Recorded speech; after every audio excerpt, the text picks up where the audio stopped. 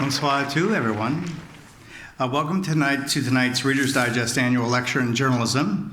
I'm Brian Gabriel. I am the current chair of the Department of Journalism at Concordia. First, I'd like to thank Reader's Digest Canada for its continued support to make this lecture possible every year.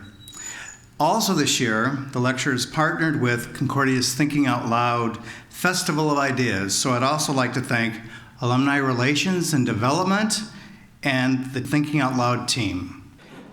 Tonight's lecture is entitled The Post-Election Landscape.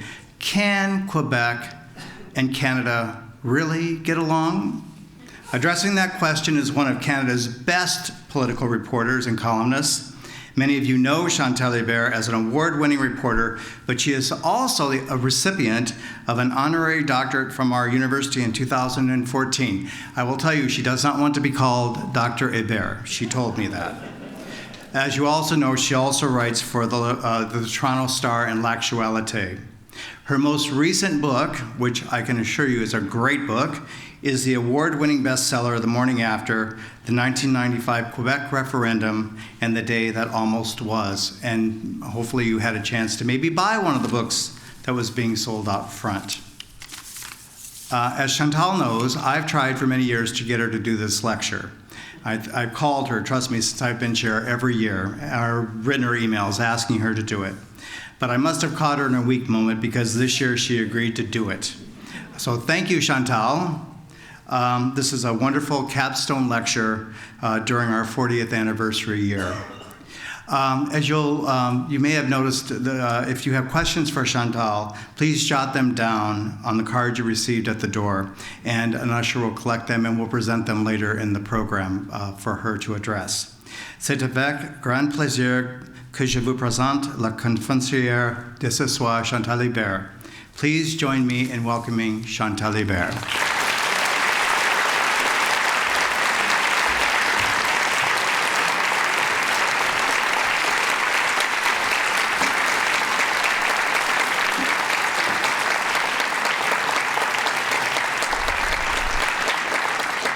Well, they gave you all those hashtags, but they didn't warn me that I couldn't see any of you. Boy, talk about a private lecture. So I'm going to have this monologue for a while. First, I guess I'm going to have a foreword on language before you fill out those cards.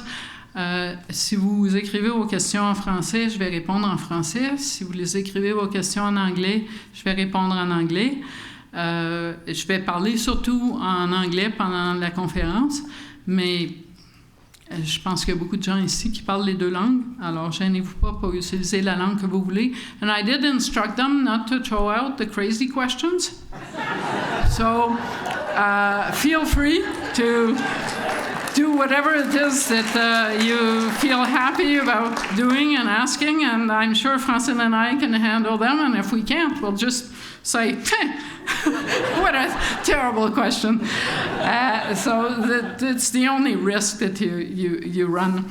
When we talked about this conference, we really didn't know what would be in the kind of air when we did it. The Liberals had just won an election, and who knew in March what the topics would be, so it seemed like a safe thing to do, to talk about whether the advent of the Trudeau Liberals in Ottawa was good news for the Couillard Liberals in Quebec City, or whether it was, as has been the case in the past, under Pierre Trudeau and under Jean Chrétien, a mixed bag of news for Federalists in Quebec. And that allows me to look back on what happened over the past decade, because the Harper decade has been a really interesting decade for Quebec politics. It's been, first of all, a really good decade for the Quebec Liberals. They've been in power for most of that period, with the exception of the 18 months hiatus when the Parti Québécois formed a minority government. And over that decade, we've witnessed the fragmentation of the sovereigntist movement at the expense of the PQ, the repeated widespread reluctance of voters to go down the path to another referendum, and all of this is translated in a great liberal decade in Quebec, despite corruption scandals, fatigue with power, and you go down the list. You were here, I was here, so we've all watched it. But the Harper decade also did away with what were, to people who covered politics like me before that decade, items of conventional wisdom. And I think they were also considered conventional wisdom for many sovereigntist strategists. One of those was that if only a Canadian prime minister was not from Quebec, that would be a winning condition for sovereignty. Well, not only did Stephen Harper trust that proposition, but he tested it more than anyone could have expected. Because not only was the Prime Minister not from Quebec, but he was universally disliked in Quebec. And that didn't turn into a winning condition for sovereignty. The other one was the long-established trend that always saw support for sovereignty rise when the PQ was not in power. Or in clear, support for sovereignty was an outlet for federalist governments wherever they were. I would argue that Jean Charest and Stephen Harper, at one point, prior to the defeat of the Liberals in 2012, were the most unpopular federalist tandem in federalist history and in modern history in Quebec. And over the tenure of that tandem, the PQ and the Bloc registered historically low results. Quebec, at the end of the Harper era, is not only diversified at the provincial level. We now have 4 parties in the National Assembly where they're used, and a 5th on the ballot, Option Nationale, but it is also diversified at the federal level. When I look at Parliament these days, it is almost an argument against change in the electoral system. The reason why you want to change your electoral system, I still think it's a good idea to do so, but still is to, at the national level, is to ensure that every voice in every region finds a home on Parliament Hill.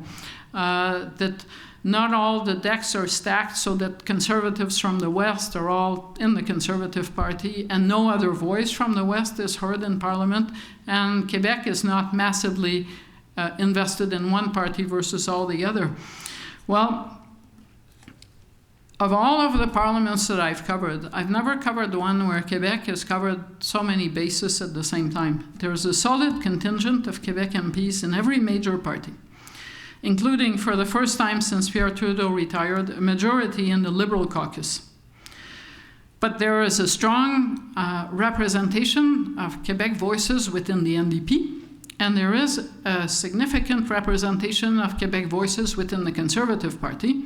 And as a bonus, the sovereigntist voice in the House of Commons is also represented through the Bloc Québécois. I would call that a healthy result from a Quebec perspective. And why I would do that is because while those years when Quebec always created the government by voting for the winner might have been interesting for the winner, but they created a deficit within the other parties. Parliament Hill never works better than when every voice is heard within every caucus, when you cannot escape the reality of a region because it is present within your walls, not just across from you in the House of Commons or in some other party. And on that basis, Quebec is really diversified in a way that would have looked impossible to imagine a decade ago. I'll just say one word, because I am in the looking back period, about the NDP surge in 2011 at the expense of the Bloc Québécois. What that did to the proposition that if you were a Quebecer and you didn't like the federal government, you would want to leave the Federation was a really solid blow, in the sense that if you're going to leave somewhere, you hire movers. And I would argue that in 2011, when Quebecers went for the NDP, they hired decorators and they fired the movers. And that remains true to this day when you look at the result of the last election. So I don't know if Quebec and Canada can really get along, as the proposition was put for this conference. But I'm assuming that for a while, Canada is stuck with Quebec.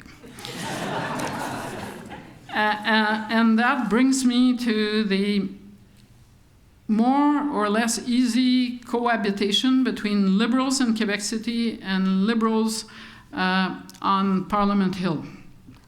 And I would argue that up to a point, the advent of a new Liberal government at the federal level is as much of a headache as a blessing for Philippe Couillard's government. And here are some reasons. When Stephen Harper was in power, expectations of the federal government in Quebec were really low. It's a polite way to put it. I remember at the beginning of the election campaign last summer, people wouldn't ask me, how do you think Thomas Mulcair is doing? Or do you think Justin Trudeau is ready? They would ask me, do you think he will lose? And they didn't even put a name to the he. But there is a saying in French that says, quand on se regarde, on se désole, et quand on se compare, on se console. And Philippe Couillard's government benefited from that statement for as long as Stephen Harper was in government. Satisfaction and support for his government and his party was higher than that of the Conservatives. Now could they not be? Because the Conservatives were running in fourth place. Montreal and its Liberal mayors had little to hope for from Harper. And Harper's last two Montreal ministers actually held seats hundreds of kilometers from the city. So there was little connection between the government in Ottawa and the chattering class of Quebec's major city. And by comparison to Harper's five-person Quebec team, Philippe Couillard's cabinet looked like an NHL team, albeit not the Canadiens this year. But the arrival of Justin Trudeau as PM has changed the optics on the Couillard government. He now holds most of the cards, including a majority that has landed the party back in Francophone Quebec. His party is almost twice as popular as the Quebec Liberal Party. And some of the moves that he's made in Ottawa have made the Couillard government look tired and maybe 20th century.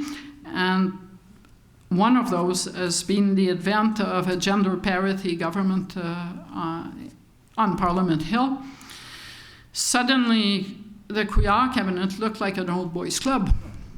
And hence we have a cabinet shuffle. I don't think it's an accident that suddenly younger people, more women were brought to the forefront of the Quebec cabinet.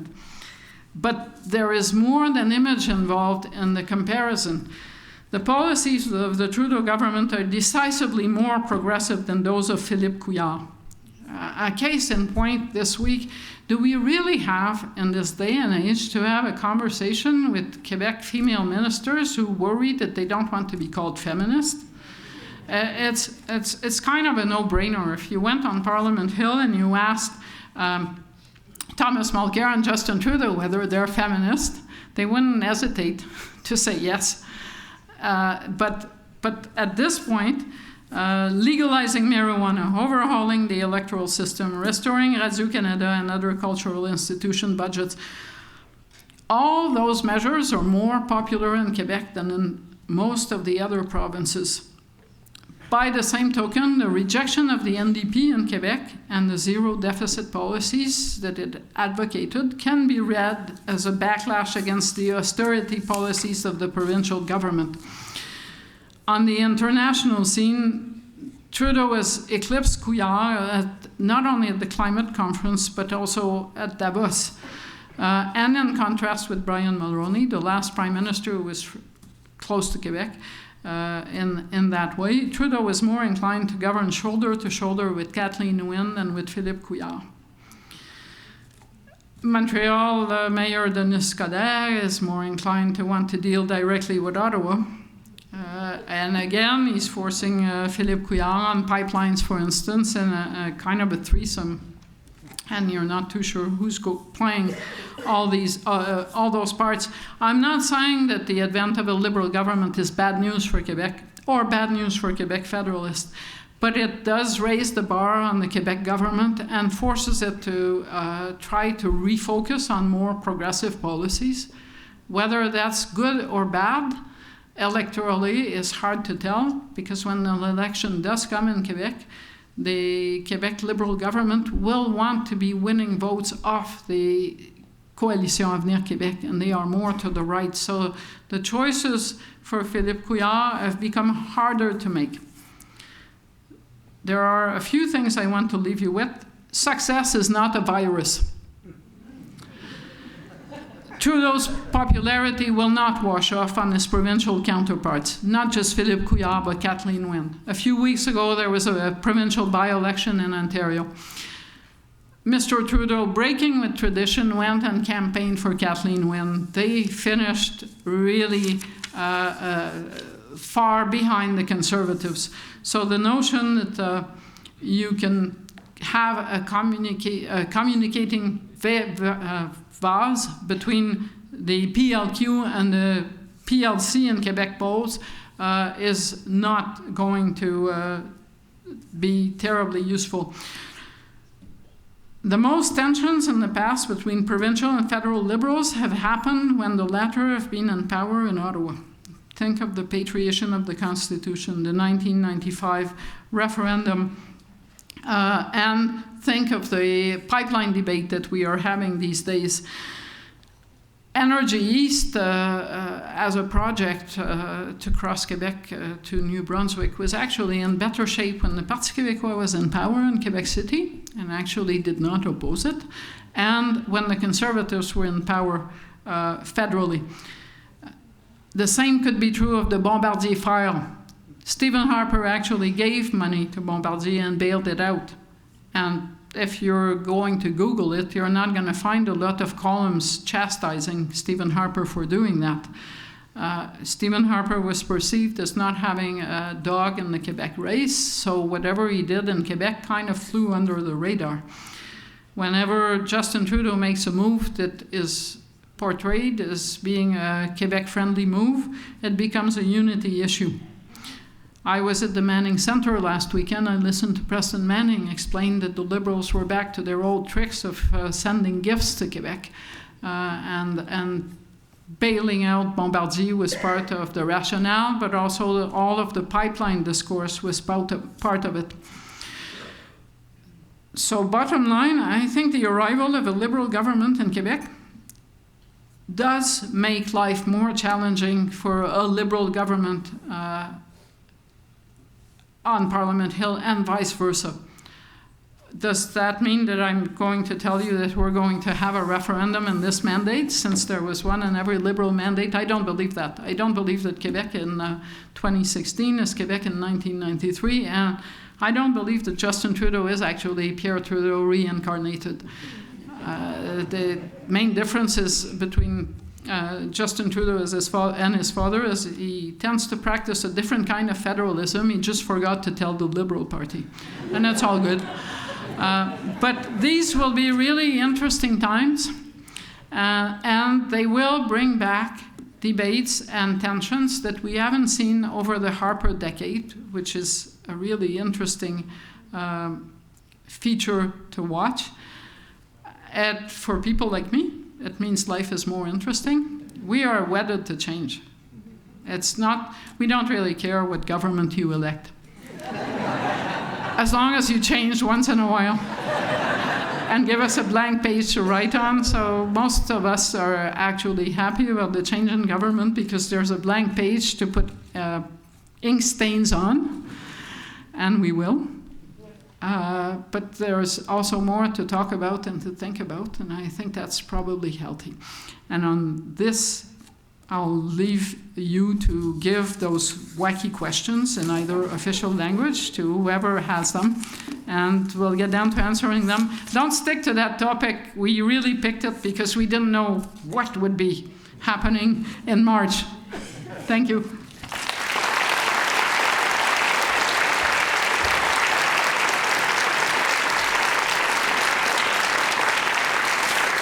Thank you, Chantal, for your great talk. You encapsulated a lot of different things in there, and I think that Francine will certainly pick them up. And that's my cue to welcome our moderator tonight, Francine Pelletier. As you all know, Francine is a well-respected journalist in her own right, and she's worked for the CBC, La Presse, and writes a regular column for Le Devoir. In 2003, she wrote and directed Monsieur, a documentary about the late former Quebec Premier Jacques Parizeau. And last year, in our own department, she mentored Concordia students as a recipient of the Michener Deacon Fellowship. That was a first for our department, and now she's actually teaching a course for our department and continues to work with students. She was also last year's keynote speaker at the Reader's Digest lecture, and so she knows the drill. And so please join me in welcoming Francine to the stage.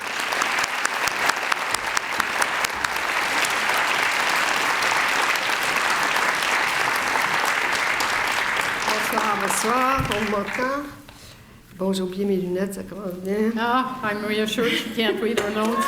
That's the first advantage of I being guess moderated. Canada and Quebec is not going to get along. This is a bad sign. I think they will. But how? Well, let me start with that, because you didn't actually answer head on the question, but you did say that, I think, and this is my question, is it a first in all of history that Quebec has now, as you put it, healthily, stopped putting all its eggs in one basket? Is this really the first time this has happened? Yeah. I am trying to think back, but I covered. I remember when I worked for Le Devoir a long time ago, and it was kind of 1990, and having this discussion with Lise Bissonnette after an editorial board over Senate reform, and I'd say, well, what does it matter? Why are you worried about Quebec's place in the Senate? Why wouldn't you worry about Quebec's place in the House of Commons? I mean, it's more arbitrary at the end of the day. You don't have any fixed number of seats.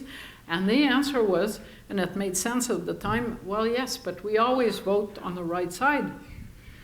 Lo and behold, 3 years later, the Bloc Québécois was all in, and that's where Francophone Quebec was. And before that, Brian Mulroney's government. So Quebec was all in, Trudeau, and then Mulroney, and then the Bloc Québécois.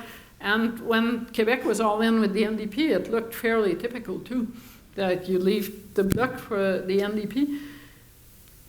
Some of this diversification is the result of splits, mathematical splits on election night, four-way races that allowed more Conservatives to win with less votes, more Bloc Québécois to win with less votes. But to have splits, you need people who vote four ways.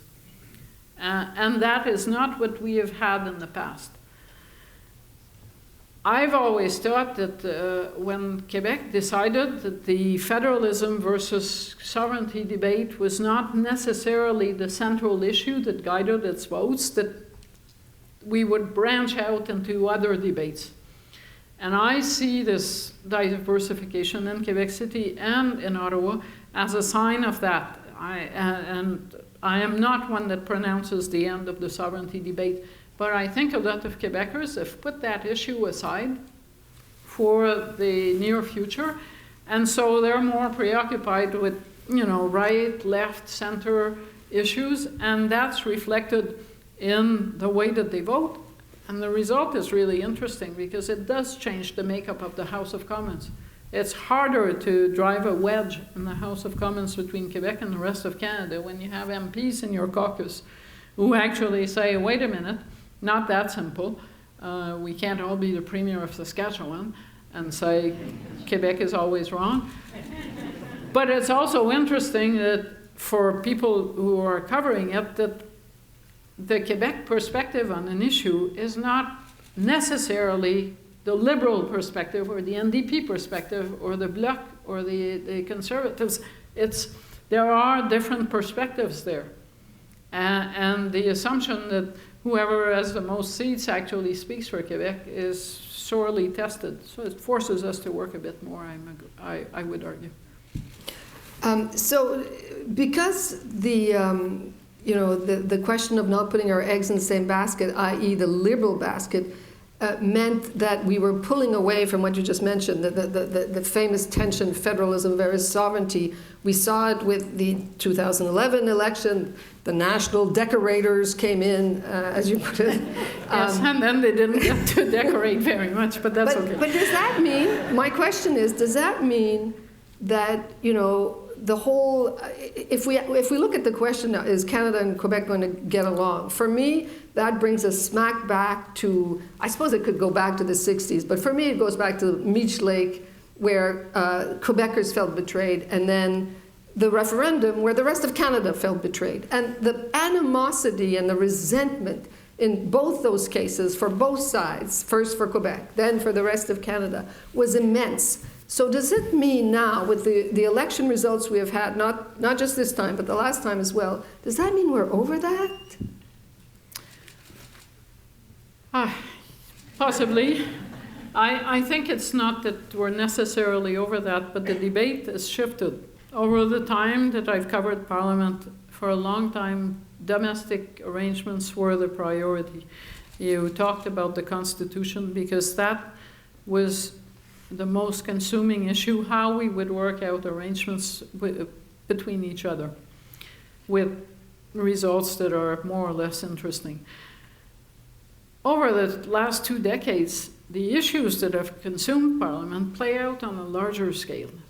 Global challenges, the global economy, how you tackle that, the environment and climate change, the so-called war on terrorism, go down the list.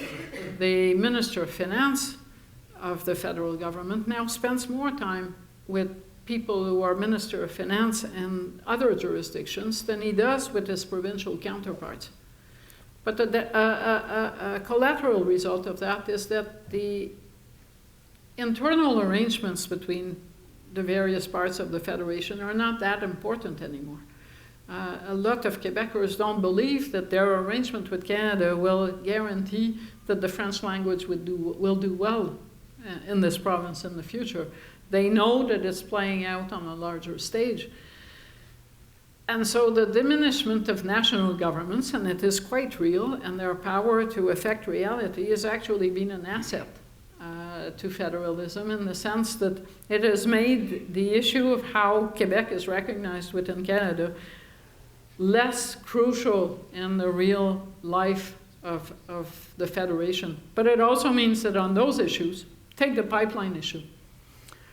Yeah, I mean, it's easy enough to be the Premier of Saskatchewan campaigning for re-election and to point a finger at Quebec and say, Quebec is trying to screw us over the pipeline, blah, blah, blah, blah, blah. But the fact is that Quebec is mirroring what's happening in British Columbia. And there are more than enough other Canadians who feel the same way about pipelines as those who don't like them in Quebec to make this a non-Quebec issue.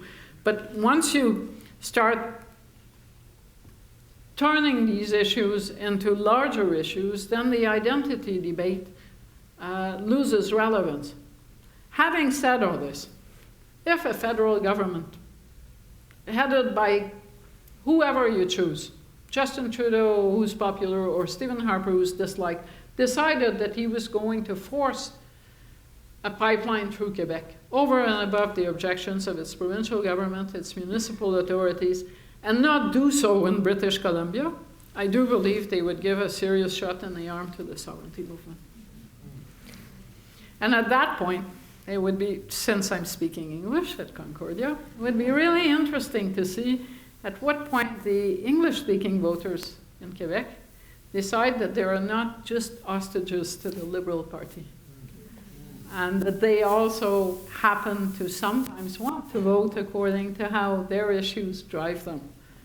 Because that is also a collateral result of less of a us versus them, federalists versus sovereigntists, is this potential freedom for English-speaking voters to maybe explore other political options.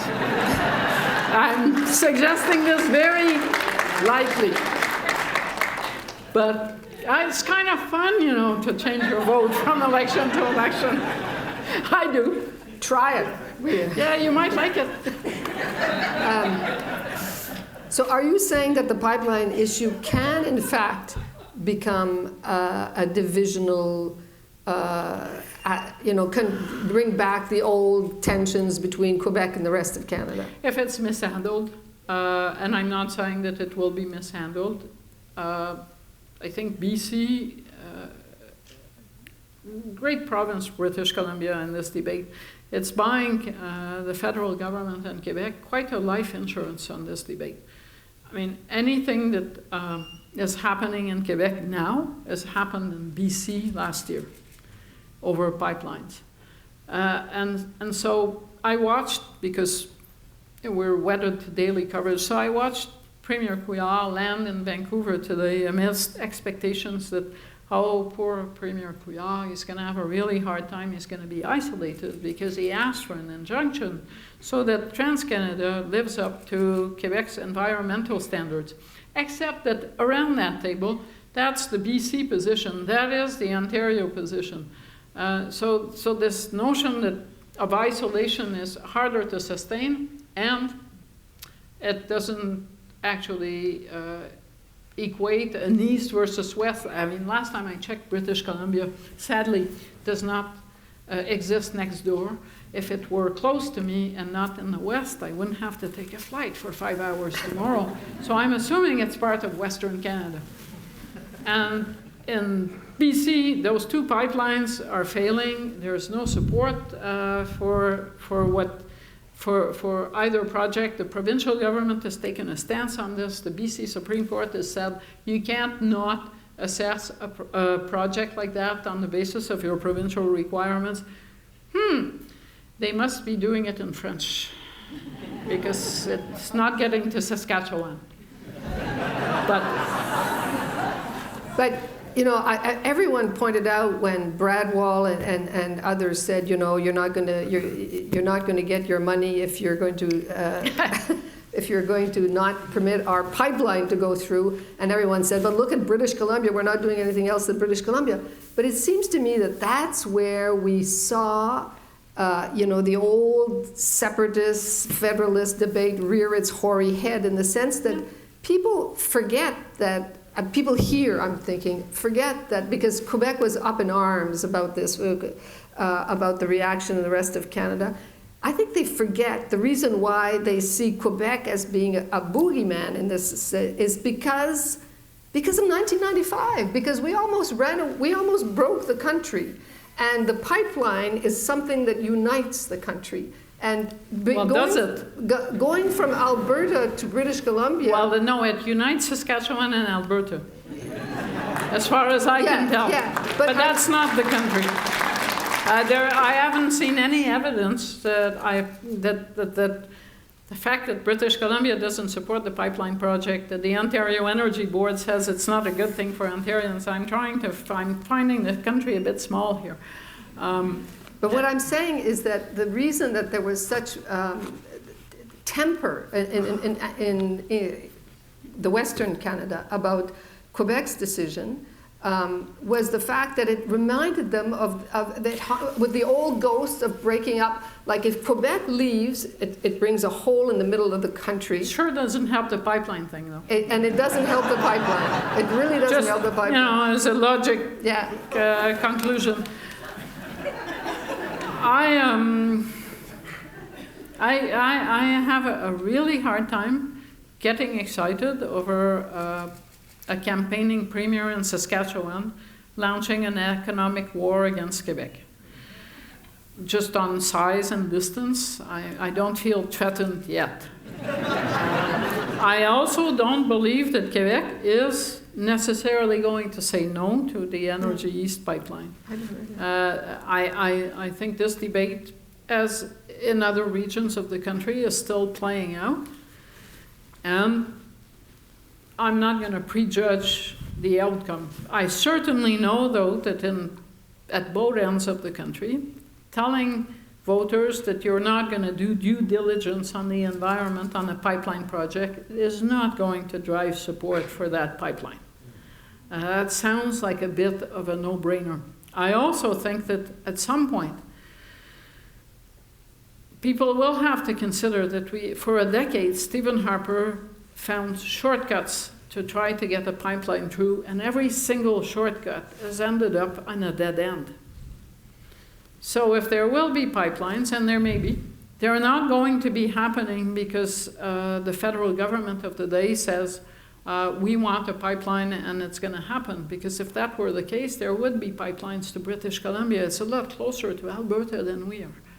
And there is not a shovel that has gone in the ground. I've traveled through Saskatchewan and Alberta, and I've done so recently, and I'm well aware of what's happening there. I'm also well aware that the major premise of the oil industry a decade ago was that the US would want to be our best customer because we offered a secure supply of oil. No one imagined that they would become our competitor with shale gas. And that makes pipelines even more crucial to Western Canada. But what if the other assumption that in 10 years we will be selling all that oil and the world won't be moving to a different kind of economy? What if that premise is wrong? It's really hard to see right from wrong on economic prognosis on the future of fossil fuels. For sure, they are important to Canada, but for how long is the question? Do you really want to build pipelines, or do you want to continue getting that oil to tidewater in trains? It's not ideal, but it's easier to cancel the train. So all these issues, we've not had that conversation for 10 years. It's not an article of faith. It's okay. Maybe it's a good idea to build pipelines. But as for the notion that it's the 95 referendum, I don't think it's a good avenue to go down to say they're angry because of the 95 referendum, because then we have to say, and we're angry because of Meach, and then we can go back and forth on this. I think what's driving this is more the perception that Quebec gets a lot of equalization money, and the Western provinces that produce energy actually contribute more at this point to the Federation than they get back, than anything that's related to the unity issue. But for the record, because I do speak in Saskatchewan, I'm not a chicken, I did check the last year that they received equalization, and it was in the 21st century. So times change. Take that, Saskatchewan. 2007-8 is the last year. So I don't think we should be having that discussion on the basis of the referendum, the Constitution, or equalization. I think it's kind of a waste of our time. Let's talk about Justin Trudeau for a minute. I agree that he's not his father's reincarnation. That is more quite... hair. And much nicer, much more amenable to Quebec and to the whole distinct society, to all that Quebec represents. But it is quite an astounding thing that he's not only got in Quebec, but he's still so popular in Quebec. Like, that is a huge. It's almost as big news as the Orange Wave was in 2011. If more so in a way, actually, it was more natural for Quebec to vote heavily for the NDP than to bring in applaud Justin Trudeau. You know, the name itself, didn't get you far for a long time in this province. So how do you explain the phenomenon Justin Trudeau? Well, the good news, I can't see you guys, so I can't tell who's where, but the good news is it means the baby boomers are out, as my sons nicely pointed out. And I think they do have a point. Their first comment about election night was, we got rid of you guys. We're not coming back. So it's all yours, those of you who are younger in the audience. And if you are like my sons in your 30s, you probably don't have much of a memory of Pierre Trudeau, I'm guessing. So you're not seeing son, whatever, patriation. That baggage is actually not terribly heavy on you. The fact that the Liberals not only have brought generational change, but I've also campaigned on things that were more relevant to a lot of voters who were under 40 than the previous politicians or the rivals, is also a good sign. I mean, almost 3 million new voters showed up this year. They weren't all young. Some of them were lapsed voters, but a lot of them were younger voters. Now, if you learn anything from patterns, it's that someone who has voted once will vote again. They're not going away, these new voters, and for a long time it's been obvious that if more young voters voted, they would change the political discourse and change the political landscape. That's mostly a challenge for Conservatives, as they have been rather uninterested in younger voters and the issues that matter to them. But it is an important change, and if you don't think it's important, look at Bernie Sanders. He's not going to be the nominee. But the reason that he's there is all those young people who came out for Obama have branched out into the Bernie Sanders thing. And they have changed the discourse of the Hillary Clinton campaign in the process. And that's going to be happening in Canada. So it's going to be really interesting. But that also explains why Quebec voted the way that it did. Because in the end, the comfort zone with Justin Trudeau for older voters, with generational change for younger voters, actually helped them along the way. When Justin Trudeau became leader and the Conservatives ran these ads about not ready for prime time, teacher, blah, blah, I was preparing the referendum book, and for the background to the book, we talked to a lot of people who worked for the various camps, but who weren't elected politicians. And one of them was a chief organizer for Lucien Bouchard. The guy had, always run sovereigntist campaigns. He was a man of the people, not someone from some university club, and we're talking away about other issues, and he says, the Conservatives, they're running these ads about Justin Trudeau to kind of frame him. But he says, we think we know Justin Trudeau. We watched him grow up. I listened to that, and I thought, this is really interesting, because when the election comes, no one is going to tell these older voters that they don't know who Justin Trudeau is, because they think they know. He's a kid that they watched grow up. So that combination kind of allowed Trudeau to win 40 seats in Quebec. And so far, I'd explain his popularity because he hasn't broken the bargain, that he's not his father. But how much of it was that Quebec wanted back in? After sitting out so many elections and snubbing her nose at Ottawa, always a national pastime here, how much is that Quebec wants to be back at the table? I don't think Quebec wanted to be back at the table so much as not to have Stephen Harper at the table anymore. And I do think that a lot of people voted for Jack Layton in the hope that that would happen. They morphed, or they switched from a permanent opposition party that was the Bloc to the halfway house that was the NDP, in the hope that at least there was a national party and it might accomplish that. And at the beginning of the campaign, I would talk to people, and everyone I was talking to, that's early in August, everyone's telling me they're going to vote NDP. And the Magdalen Islands, they're full of tourists. I had this week off, which I did take, and used to talk to people, and they were all voting NDP. But not a single one of them was voting NDP because of Thomas Mulcair or the NDP. They were all voting NDP because that was the party that was going to beat Harper. That was in 2011? No, that was this time. Last summer. I came back from a week of talking to, 50 people at random from various regions. They were all voting NDP. Not a single one mentioned Justin Trudeau. And very few mentioned Thomas Mulcair. They all talked about Harper.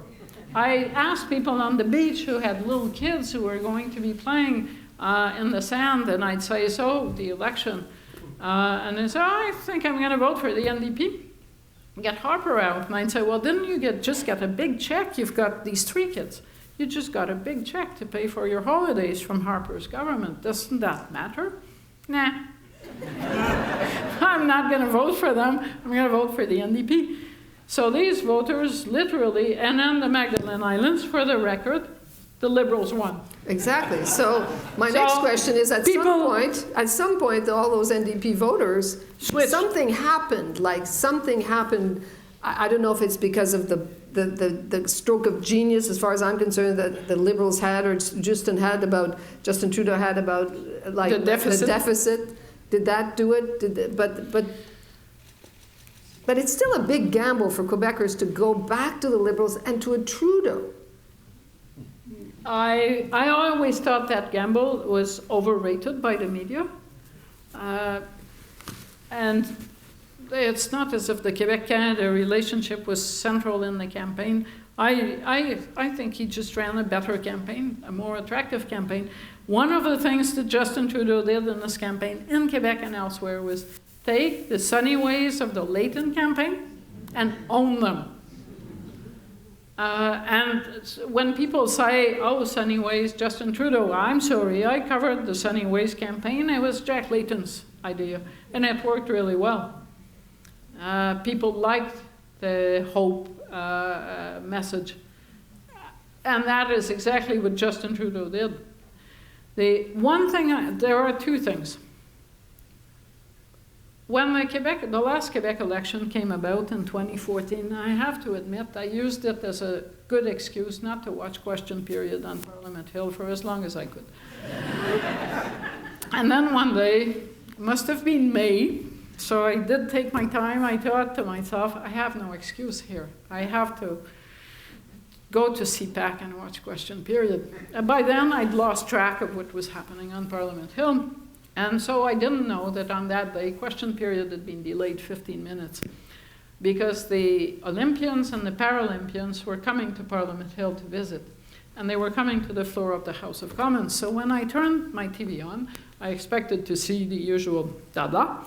And instead, I saw this sea of red and young people who were in the middle of the shot in between the two aisles of the House of Commons.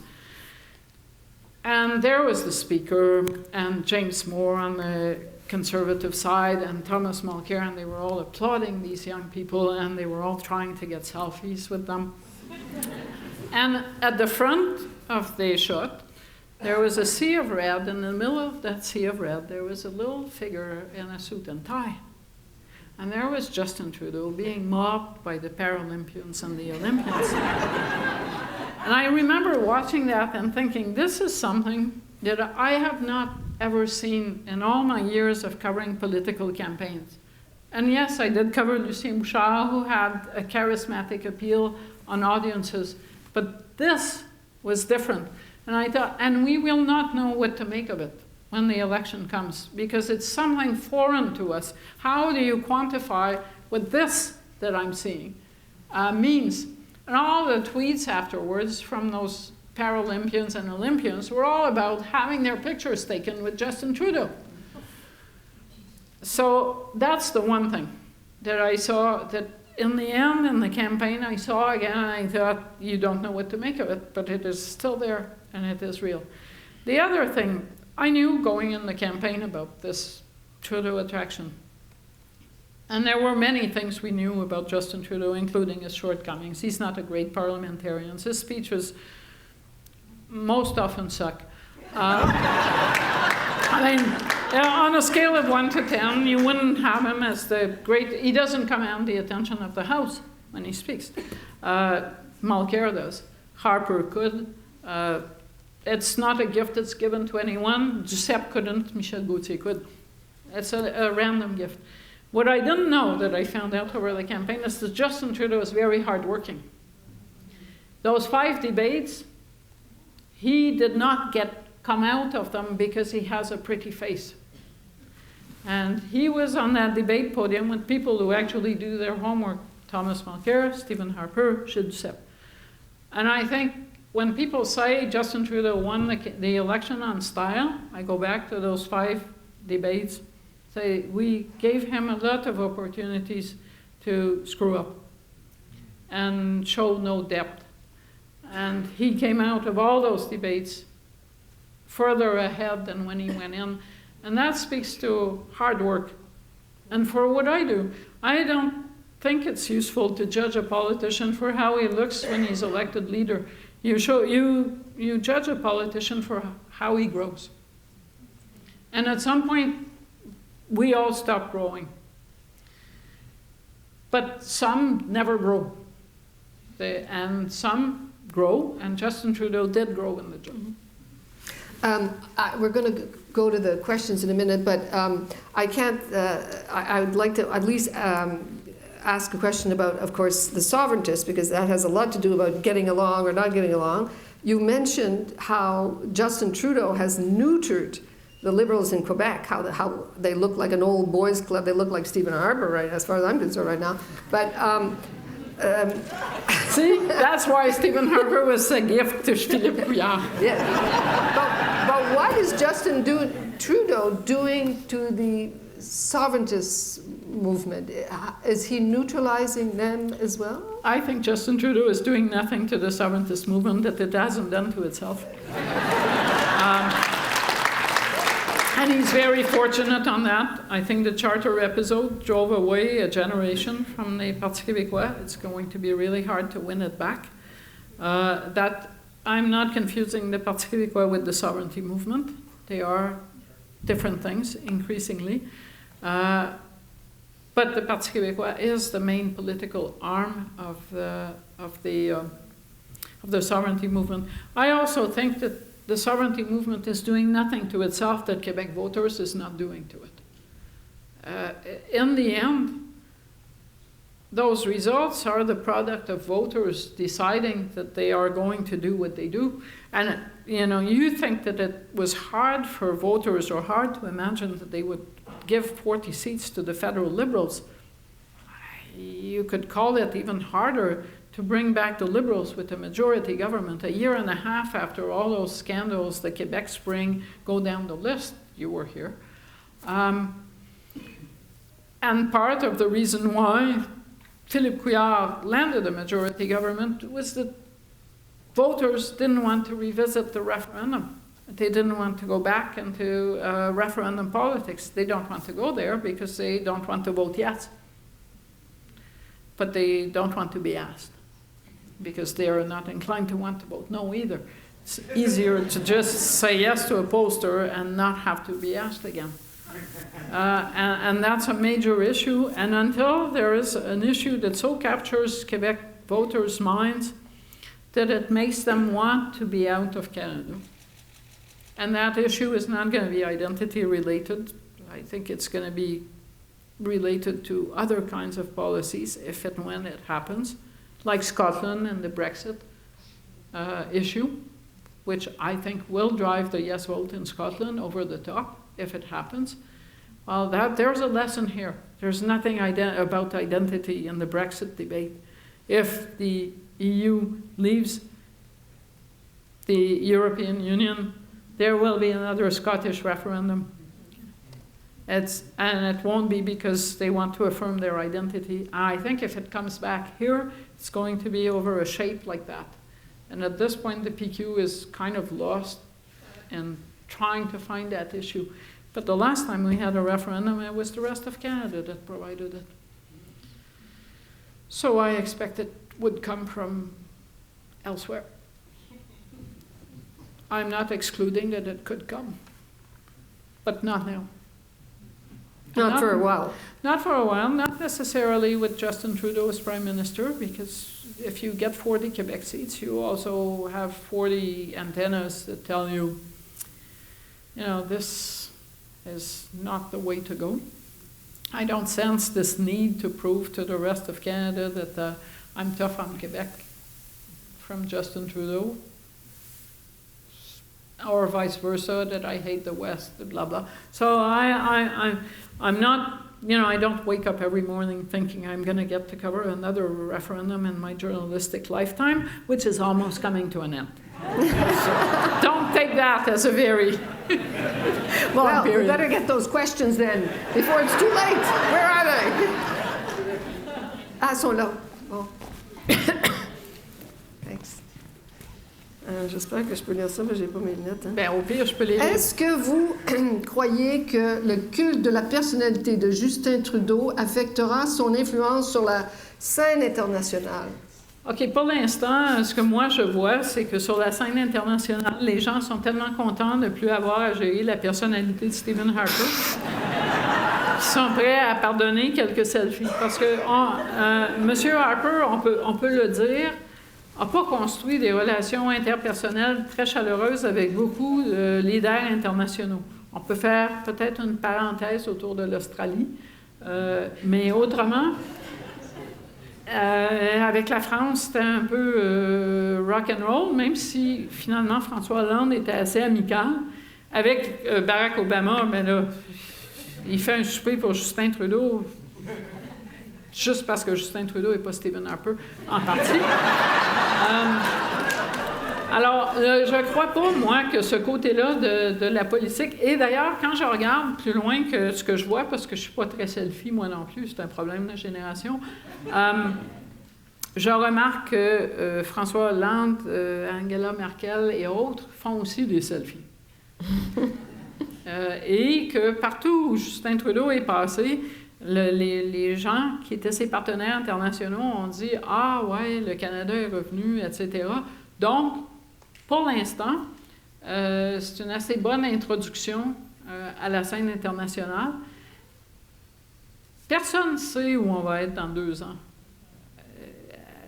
Et personne ne sait où le reste de la planète va être dans 2 ans, ce qui est presque aussi important pour ce que le gouvernement Trudeau va faire. Mais pour l'instant, je n'ai pas remarqué que les gens étaient irrités par le soi-disant culte de la personnalité de Justin Trudeau. Moi, je me promène dans des trucs comme ça, puis les gens viennent me voir des fois, ils sont surtout jeunes, là, et ils me disent « Est-ce qu'on peut faire un selfie? » Et là, j'ai 2 choix. Être bête ou dire oui. Alors, quand les gens me disent « Justin Trudeau fait des selfies », je me dis « Mais qu'est-ce qu'on veut qu'il fasse? » Appeler ses agents de la GRC pour pousser les gens. « Ah, arrière Satan, je ne veux pas faire de ça. » C'est pas simple à gérer, cette affaire-là. Alors, what must the Conservatives do to win back Parliament in 2019? Who is best positioned to lead the party to victory? And might that leader hail from la belle province? Oh, someone likes Maxime Bernier.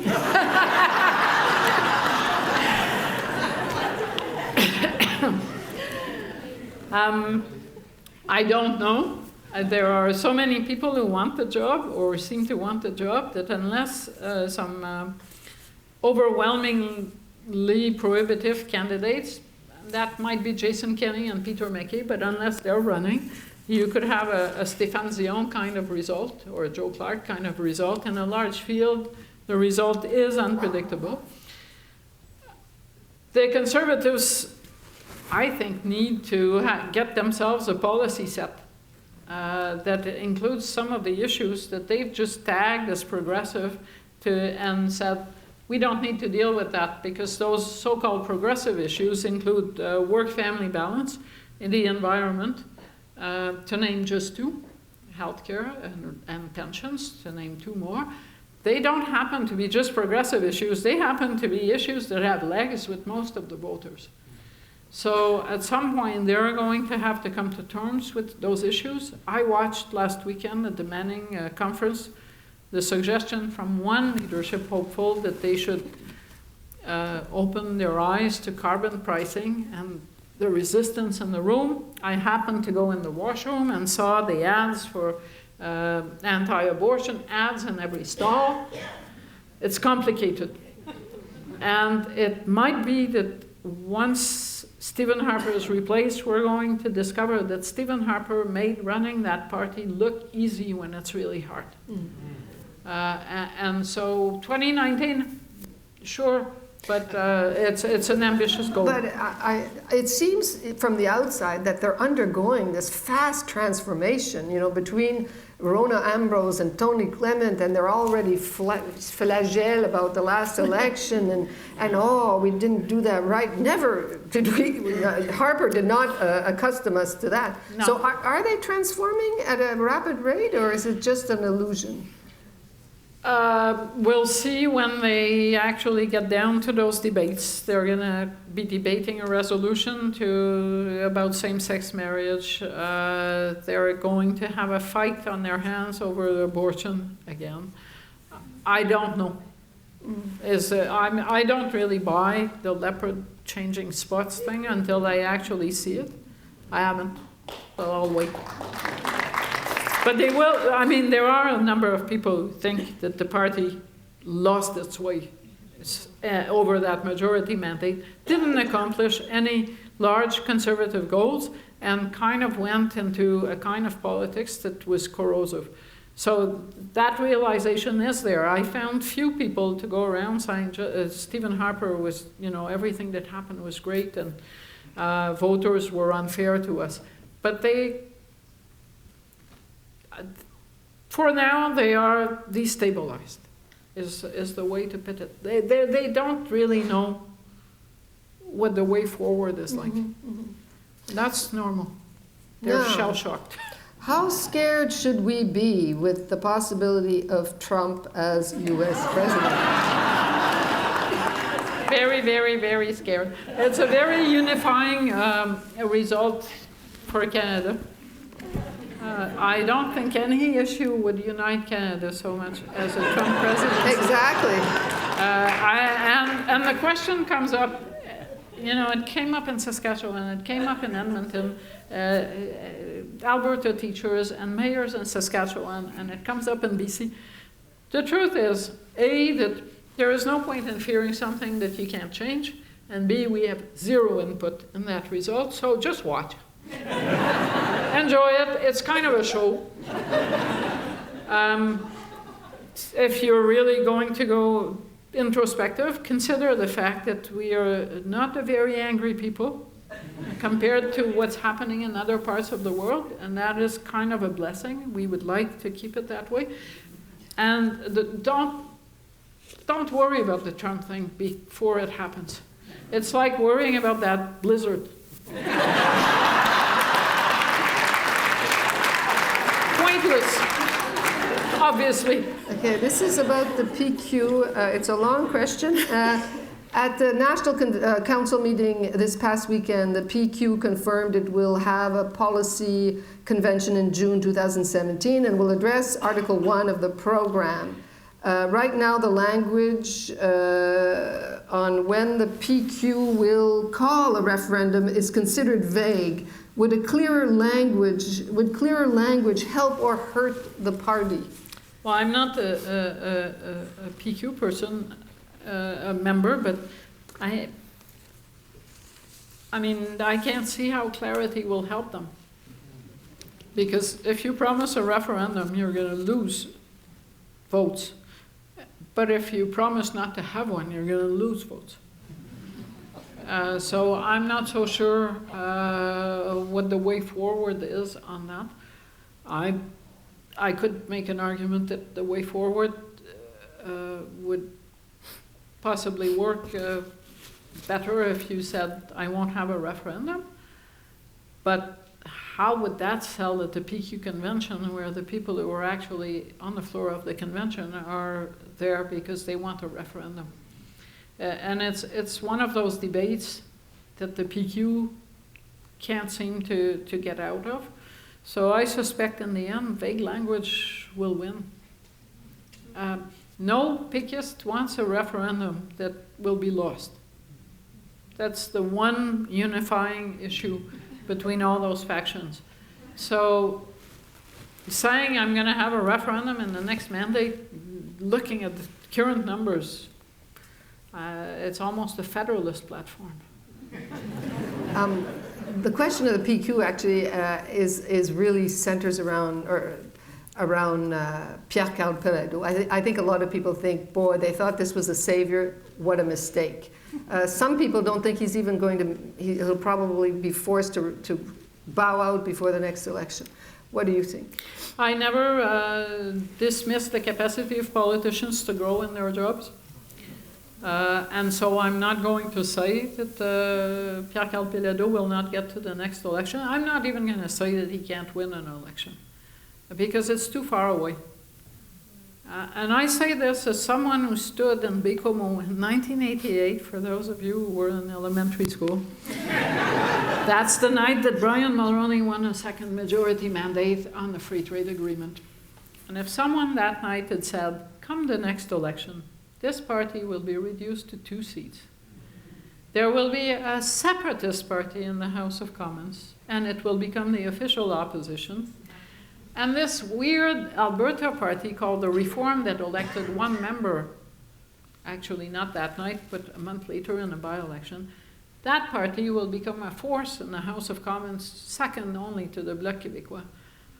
That, anyone who would have said things like that would have been carted off by men in white in a padded ambulance. So that's a 5-year span from this victory to that outcome. And if I've learned anything from that, it is that 3 years or 2 years to an election, you never dismiss a potential result. Because if you do so, you're just being stupid. You probably live with the eternal sunshine of the spotless mind. And you manage to forget everything that happened to you the day before. So I'm not going to say any of these things. Yes, Pierre-Carl Péladeau wasn't what they expected, but then he may be. Every prime minister that I've covered was dismissed as non-electable as a prime minister before he won. Usually weeks before he won. Not years. Stephen Harper, Jean Chrétien, go down the list. And everyone that was heralded as this is a guy that's going to be a great prime minister, he's going to crush everyone. Paul Martin, John Turner, Kim Campbell. Okay, so I rest my case in not saying that I believe, that I will say the PQ can't win with Pierre-Carl Péladeau. I can't say that. Well, on that note, how long will Tom Mulcair stay on as head of decorations? That's of the decorators? Yeah, head decorator, yes. The smaller decorating team. I'm part of the majority of people like me who don't think that Thomas Mulcair will be leading the NDP in the next federal campaign.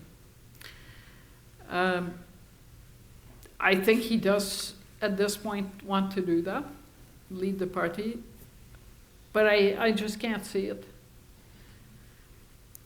Maybe I'm wrong. But I think that the deal between the NDP and Thomas Mulcair, I'm from Ontario, so I know the NDP, the real NDP, not the one that suddenly appears in Quebec overnight. And I do think the deal between the New Democrats and Thomas Mulcair was to take us to power. And that didn't happen. But he's not from the NDP in the deeper sense of the word. And on that basis, he's more disposable than previous leaders probably were. And I just can't see him as the head of a party that sees itself as a force for good rather than a party that seeks power. And that's where the NDP seems to be headed at this point. Force for good. Force for good. Well, you've got to be something. So, and I also look at what happened in Ontario when Mike Harris was there for 2 mandates. And after that, for a number of voters, the priority, and here we are more than a decade later, the priority for voters who are not conservatives is to keep the conservatives out of power at Queen's Park. And that involves a lot of New Democrats in Ontario who in the end vote Liberal, because they will do whatever it takes to keep the Conservatives from coming back on the basis of the Mike Harris experience. I believe Stephen Harper will have that kind of a legacy federally, where voters will sit and say, if I'm going to take a chance on having those people back, even under a nicer leader, I mean, the Conservatives in Ontario had less right-wing leaders. John Tory would be one of them, now the mayor of Toronto. But if I'm going to take a chance on those people coming back or vote Liberal, I'll vote Liberal. And so on that basis, it's going to be hard for the NDP, I think, to come back to where it was 4 years ago. Now, that being said, if we do change the electoral system, life could be more interesting for New Democrats, and the House of Commons could end up having governments that do reflect the New Democrats' input into government from somewhere else than across the aisle. But I don't know how the election reform issue will play out. If I were a New Democrat, I would put a lot of energy in achieving electoral change and making sure that Trudeau makes good on that promise. Now, this is an original question. While all voters bring change to Parliament, why is Quebec more consistent in doing this? Federally? I'm guessing because we feel federal politics is less important. No, seriously. I think Quebecers have tried everything, and they haven't really found what they liked. The Bloc Québécois thing was a 20-year thing. It was important at the beginning, at least. It also saved people from considering other options. And now that they are considering other options in a so different environment, they do bring change. But I think Quebecers are reflective of the reality of voters across the country, and that is that people don't vote for parties anymore. They're not inclined to stick with one party rather than the other. They look at all the options and they do whatever it is that they have to do. On that basis, half of New Democrats were happy about losing the election from coast to coast to coast. So, and Quebecers are not the only ones who bring change. For the record, all of Atlantic Canada voted Liberal. They were split between 3 parties before the election. Ontario went Liberal and dumped the Conservatives. BC rediscovered the Liberals. So it's not as if it's just Quebec that has mood swings. But more surprising in Quebec. I think you might say that because Quebec doesn't vote quite the same way as the rest of Canada, where in Canada, you vote federally and it's this, you're thinking Ottawa. Quebec is thinking Quebec as well as Ottawa. We're thinking both ways. And well, we have 2 national governments, right? Yeah. And that's different. And the way the media covers politics is different on that basis. It's really hard to explain outside Quebec that this notion that there are 2 national governments. But that is a reality here. And the National Assembly takes up as much space as federal politics, I would argue, probably more. And it's a distinctive Quebec characteristic, but it also makes a federal vote a bit more remote here than in Ontario, the belly button of the universe. So that's kind of they flip the proposition. But then if you want mood swings, look at Alberta. They're the mood swingers of the 2015 election year. So. Okay, comments on Jenny Byrne's role in the last campaign. Who's Jenny Byrne? Oh, the woman who hides? Yeah.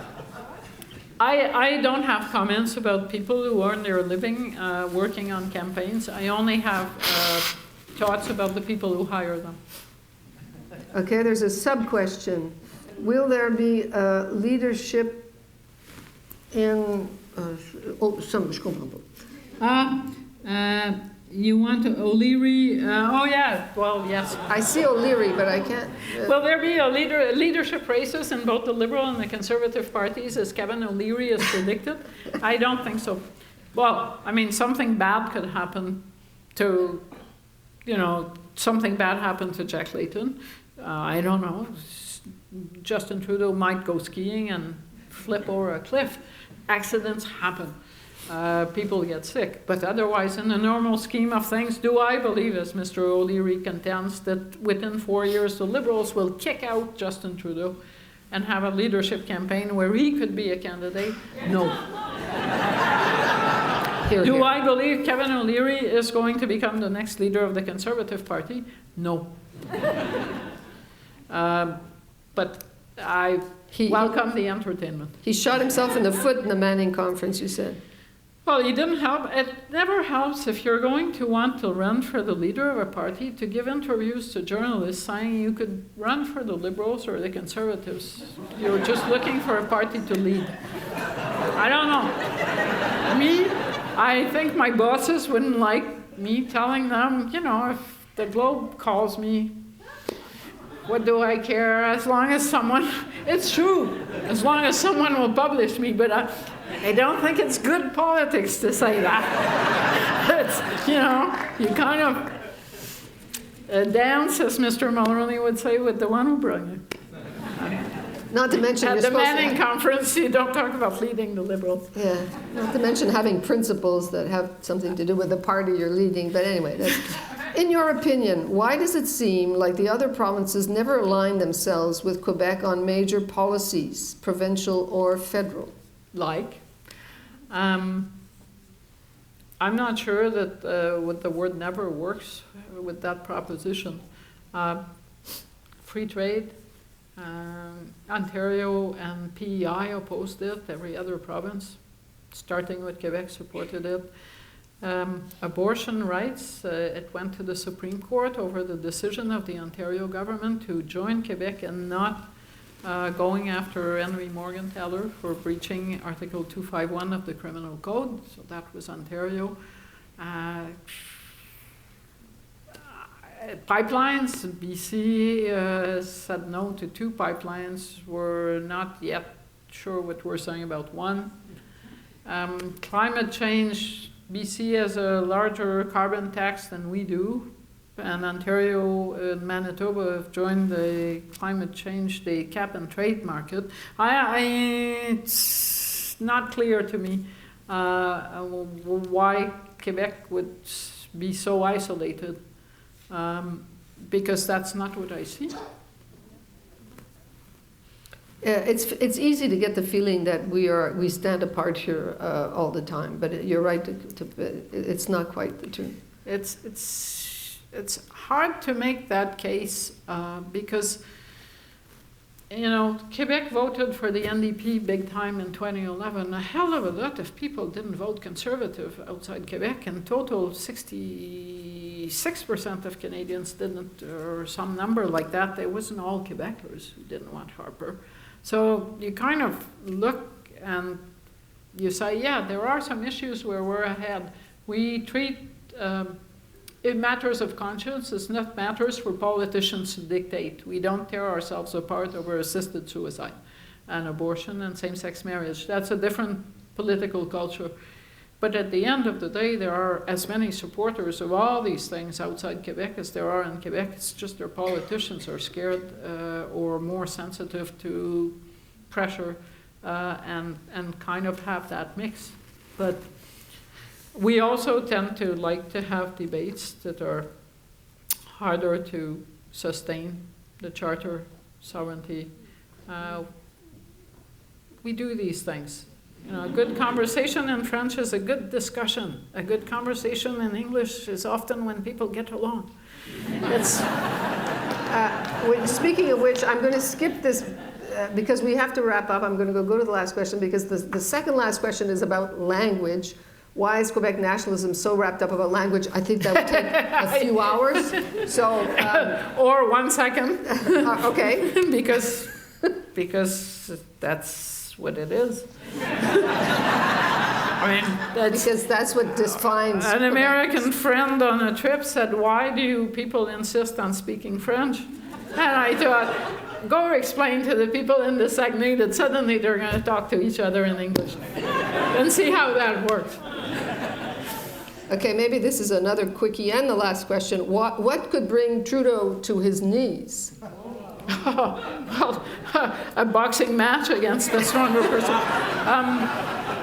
I don't know what brings. I mean, governments come to their knees and rise up again, or not, and bad things will happen. They always do, and good things too. In the end, I'll give that last word to Mr. Mulroney. During the Charlottetown referendum campaign, we must have had time to waste to torture the Prime Minister. And someone asked, don't you think that you are hurting this accord by being its chief promoter? And Mr. Mulroney looked at us and said, sadly, Mother Teresa was not available. And I think most of us vote that way. We know that Mother Teresa is not on the ballot. So Justin Trudeau in 4 years, I don't know what challenges will come his way. Maybe it's going to be a total screw-up. Maybe the economy will go south. Maybe we'll decide that someone else would have done worse or better. But if you become Prime Minister, you're rarely brought to your knees for very long.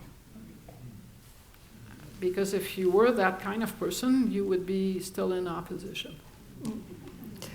On that note, I want to thank you for coming, finally agreeing to come and do the Reader's Digest and celebrating 40 years of fantastic journalism. Thank you very much. It's always a pleasure.